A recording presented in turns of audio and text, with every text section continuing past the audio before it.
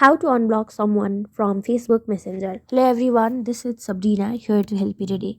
So without any further ado, let's get right into the video. First, launch your Facebook Messenger. Then tap on the menu bar. After that, go to Settings.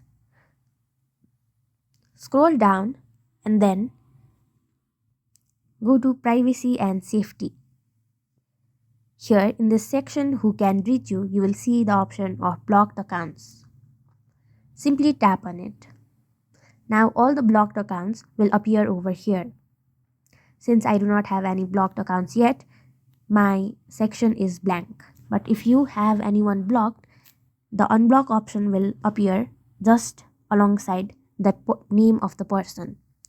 And then simply tap on that button and the person will be unblocked. So that's it. Thank you for watching this video. Make sure to like, share, and subscribe to our YouTube channel. If you got, If you got any questions, comment them down, and and I'll I'll catch you in the next one. So that's it.